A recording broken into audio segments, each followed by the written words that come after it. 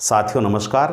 सर्वनाम की कक्षा जहाँ से हमने छोड़ी थी अब वहाँ से आगे चलते हैं।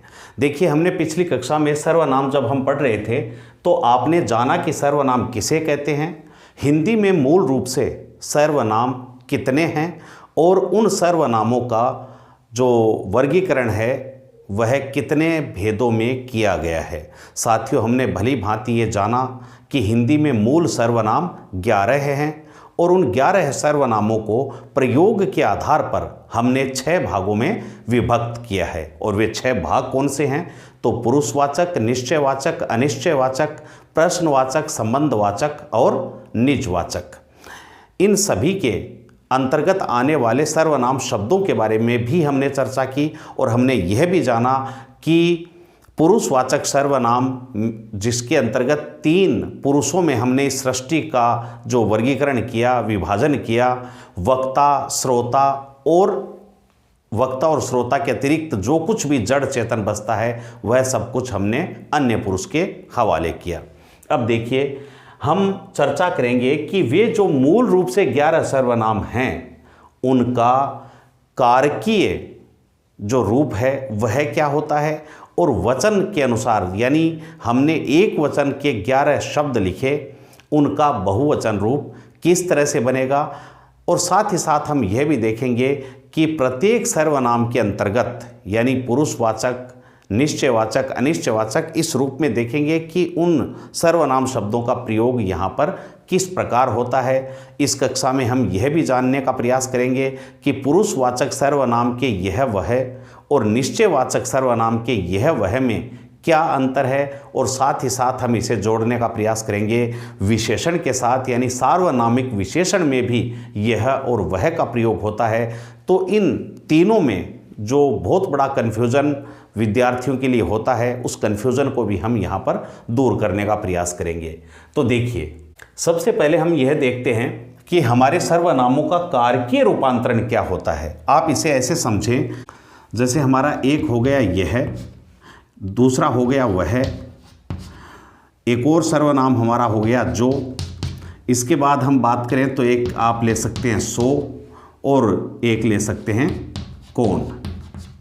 मूल रूप से ये हमारे सर्वनाम शब्द हैं। यह और वह का प्रयोग हम अन्य पुरुष यानी पुरुषवाचक सर्वनाम के अन्य पुरुष में भी करते हैं और इसके अतिरिक्त इनका प्रयोग हम निश्चयवाचक सर्वनाम में निकटवर्ती और दूरवर्ती वस्तु के संदर्भ में करते हैं। लेकिन साथियों, अलग अलग कारकों में जब ये सर्वनाम शब्द आते हैं तो ये अपने मूल रूप में नहीं आते बल्कि इनका रूप विकृत हो जाता है। आप याद रखें कि हम विकारी शब्द पढ़ रहे हैं और विकारी शब्द वे होते हैं जो वचन कारक लिंग, पुरुष आदि के और काल आदि के अनुसार अपना रूप बदल लेते हैं। हमने पिछली कक्षा में चर्चा की कि संज्ञा शब्द यद्यपि लिंग, वचन और कारक के अनुसार बदलते हैं लेकिन सर्वनाम शब्द लिंग के अनुसार अपना रूप नहीं बदलते। ये इनका रूप या तो कारक के साथ बदलता है, यानी अलग कारक में आने पर अलग तरह से शब्द बन जाता है, या फिर वचन के अनुसार इनका रूप बनता है। तो देखिए, पहले आप यहाँ समझिए कि यह का जो कारकीय रूपांतरण है वह क्या होता है। तो यह बदलता है इसमें, अर्थात जब यह शब्द कर्ता कारक के रूप में आता है तो या तो बिना विभक्ति चिन्ह के यानी ने कारक चिन्ह के बिना तो हम यह काम में लेते हैं, लेकिन जब विभक्ति चिन्ह ने लगेगा तो वह तब यह का बन जाएगा इस। ऐसे ही वह का उस बन जाता है, या और जो हमारा जो है जो का जिस बन जाता है। सो जिसका प्रयोग आजकल कम होता है इसका तिस बनता है कारकीय रूपांतरण, और कौन का कारकीय रूपांतरण होता है किस। साथियों, ये सर्वनामों की आधारभूत बात है। अगर ये समझ में नहीं आई तो उसके अभाव में आप सर्वनामों को नहीं समझ सकते। यह का इस बन जाएगा। अब अगर यह इस शब्द कर्ता कारक में है तो यह इसने होगा, अगर यह कर्म कारक में है तो यही इसे बन जाएगा। ठीक ऐसे ही उस, जिस, तिस और किस, कौन का कारकीय रूपांतरण क्या होता है तो किस, यानी किसने कर्ता रूप में जब विभक्ति के साथ आएगा तो इसे हम किसने शब्द के रूप में प्रयुक्त करेंगे। तो इस चीज को अब आप इस टेबल के माध्यम से देखिए। तो सबसे पहले तो मैं चाहूंगा कि आप इसका स्क्रीनशॉट ले लें, क्योंकि यह टेबल आपके लिए बड़ी महत्वपूर्ण है और इसी टेबल के आधार पर आप सर्वनामों के विभिन्न रूपांतरणों को समझ सकते हैं। अब आप इसे देखिए, हमारा जो मूल सर्वनाम है उत्तम पुरुष में वह है मैं। ये उत्तम पुरुष एक वचन रूप जो है उसे हम मैं कहते हैं। मैं का कारकीय रूपांतरण, तो यहां हमने कारक लिख दिए हैं कर्ता, कर्म, करण, संप्रदान, अपादान, संबंध और अधिकरण। एक और कारक जो हिंदी में है 8वां संबोधन, वह यहाँ नहीं लिखा गया है और इसलिए नहीं लिखा गया क्योंकि सर्वनामों का जो रूपांतरण होता है वह इन 7 कारकों में ही होता है। संबोधन कारक में सर्वनाम शब्दों का रूपांतरण नहीं होता है। तो इसलिए इन 7 कारकों में किस तरह से विभक्ति चिन्ह जोड़ने से हमारे मूल सर्वनाम का रूपांतरण होता है, इसे आप समझने का प्रयास करें। देखिए, कर्ता कारक के 2 चिन्ह होते हैं। यद्यपि हम आगे कारक पढ़ेंगे तब आप इसे और अच्छे से समझ पाएंगे, लेकिन इतना तो आप हिंदी के विद्यार्थी जानते हैं कि कर्ता कारक के 2 चिन्ह होते हैं। एक होता है शून्य चिन्ह, यानी कोई चिन्ह नहीं आता कर्ता में, और दूसरा होता है ने। यानी कर्ता कारक में जब कोई शब्द आता है तो वह या तो किसी भी विभक्ति चिन्ह से रहित होता है या फिर उसके साथ ने कारक चिन्ह जुड़ा होता है। साथियों, आप जानते हैं कि कर्ता कारक में ने का प्रयोग केवल भूतकालिक प्रयोग में होता है, वर्तमान और भविष्य के प्रयोग में ने का प्रयोग नहीं किया जाता। तो यहां देखिए, मैं का जो कारकीय रूपांतरण है वह मैं ही रहेगा। कर्ता रूप में अगर विभक्ति के साथ आएगा तो मैंने हो जाएगा। कर्म कारक में मुझे या मुझको, यह आपको ध्यान रखना है कि मैं का जो कर्म कारकीय रूप बनता है वह होता है मुझे या मुझको। आप इसे मेरे को कहें, मेरे को, तो यह गलत प्रयोग होगा, यानी मेरे को शुद्ध प्रयोग नहीं है, मुझे या मुझको आप कहें। ठीक ऐसे ही करण कारक में मुझसे, और यदि आप करण कारक का चिन्ह जो दूसरा है द्वारा, तो आप मेरे द्वारा कह सकते हैं, नहीं तो आप मुझसे का प्रयोग करेंगे। संप्रदान में मेरे लिए, अपादान फिर मुझसे। ऐसे ही संबंध कारक में जिसका चिन्ह हम काके की मानते हैं वह यहाँ रारेरी के रूप में होगा, तो मेरा, मेरी या मेरे शब्द का प्रयोग यहाँ पर किया जाएगा।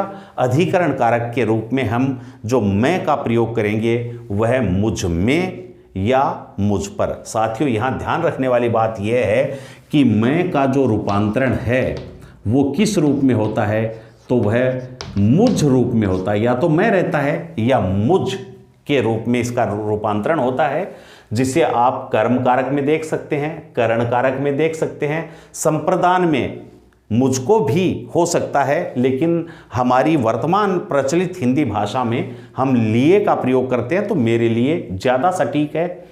फिर मुझ, और यहाँ संबंध कारक में इसका रूप मेरा, यानी रारेरी के साथ इसका रूप बनता है, तो यह आपको ध्यान रखना है। ठीक ऐसे ही अगर हम मैं के बहुवचन रूप की बात करें, यानी हम, तो हम का क्या हो जाएगा, हम या हमने, ने लग जाएगा। हमें, हमको, हमसे, हमारे लिए, हमसे, हमारा, हमारी, हमारे, और यहाँ जो हम पर या हम में।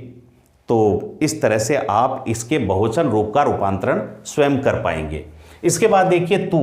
तू का मैंने कल आपको बताया कि जो मूल सर्वनाम है मध्यम पुरुष वह तू है, और तू का बहुवचन रूप होता है तुम। यह अलग बात है कि वर्तमान में हम तू को तिरस्कृत प्रयोग समझकर एकवचन के लिए भी तुम शब्द का इस्तेमाल करते हैं, लेकिन अगर मूल रूप से व्याकरणिक बात की जाए तो हमारा जो मूल सर्वनाम है मध्यम पुरुष वह तू है, और इस आधार पर तू या तूने कर्ता कारक में, तुझे या तुझको, अर्थात जहां पर मैं का प्रयोग मुझ में बदलता है वहीं तू का प्रयोग तुझ में बदल जाएगा। और इसी तरह से इसका रूपांतरण चलेगा, तुझे, तुझको, तुझसे, तेरे लिए, तुझसे, तेरा, तेरी, तेरा, तेरे, और तुझ में और तुझ पर। यह है तू का रूपांतरण होगा। साथियों, ध्यान आपको यह रखना है कि तू का बहुवचन रूप होता है तुम। आजकल तुमको एक वचन में भी काम में ले सकते हैं और बहुवचन में भी। तो जब बहुवचन रूप में तुम का इस्तेमाल करते हैं तब इनका रूपांतरण क्या होगा, तुम, और यहां जो तूने है इसके लिए काम में लिया जाएगा तुमने, तुम और तुमने। तुझे की जगह क्या हो जाएगा, तुम्हें, तुमको, तुमसे, तुम्हारे लिए, तुमसे, और फिर यह हो जाएगा तुम्हारा, तुम्हारी, तुम्हारे, और तुम पर या तुम में। इस तरह से हम अधिकरण रूप उसका बनाएंगे। ऐसे ही हम यह को देखें तो यह का जो रूप यहां मैंने समझाया आपको, यह इसमें बदलेगा। तो अब कारक चिन्ह जोड़ते जाइए इसमें। तो इसने, इसे, इसको, इससे, इसके लिए, इससे, इसका, इसकी। यहां देखिए जो रा रे री था मध्यम और उत्तम पुरुष में, वह अब का के की में बदल रहा है। तो इस तरह से ठीक यही क्रम चलेगा वह में। जिस प्रकार यह का इस बनेगा वह का उस बनेगा। तो वह में हम वह, उसने, उसे, उसको, उससे, उसके लिए, उससे, उसका, उसकी, उसके, या फिर उसमें या उस पर। इस तरह से हम कारकों के अंतर्गत इनका जो रूपांतरण होता है शब्द का वह पढ़ेंगे। जो का बनता है जिस, तो जो देखिए जिसने, जिसे, जिसको, जिससे, जिसके लिए, जिससे। इस तरह से यानी ठीक वही तरीका चलेगा। आपको ध्यान यह होना चाहिए कि यह का इस, वह का उस, जो का जिस, और सो जो है, यह सो वैसे निश्चयवाचक सर्वनाम है मूल रूप से। सो निश्चयवाचक सर्वनाम है मूल रूप से, और यह वह का पर्यायवाची है। जहां वह का प्रयोग होता है वहीं पर कुछ लोग सो शब्द का प्रयोग कर देते हैं। तो सो का जो रूप होता है वह तिस होता है, लेकिन आजकल इसका प्रचलन कम है और हम वह का प्रयोग ही करते हैं। यदि आप इसे देखना भी चाहें तो जहां जो का प्रयोग देख रहे हो, जी को हटा दो और ती लगा दो, तो यह हो जाएगा सो, या तिसने, तिसे, तिसको, तिससे, तिसके लिए। इस तरह से आप जी की जगह ती लगा देंगे तो वह सो के रूपांतरण बन जाएंगे। बहुत ही महत्वपूर्ण जो रूपांतरण है वह हमें देखना है कौन का। साथियों, कौन हमारा प्रश्नवाचक सर्वनाम का शब्द है। प्रश्नवाचक सर्वनाम के अंतर्गत दो सर्वनामों को पढ़ा जाता है, एक है कौन और दूसरा है क्या। कौन की अगर हम बात करें तो इसका कारकीय रूपांतरण होता है किस। कौन का कारकीय रूपांतरण होता है किस, और उसके बाद आप कारक चिन्ह लगाते रहें तो किसने, किससे, किसको, और इस तरह से आप लगातार किससे, किसके लिए, किसका, किसकी, किसके, और किसमें और किस पर। इस तरह से हम कौन शब्द का कारकीय रूपांतरण कर सकते हैं। साथियों, ध्यान रखें, परीक्षा में इस तरह से प्रश्न पूछा जा सकता है कि दिया गया सर्वनाम शब्द किस कारकीय रूपांतरण से बना है। तो वहां पर आपको ध्यान रखना है, जैसे यह शब्द दे दिया किसने, तो किसने शब्द किस मूल सर्वनाम से बना है, तो आपको पता होना चाहिए यह कौन से बना है। वहां पर आपको ऑप्शन में मिलेंगे कोई, कुछ, क्या और कौन।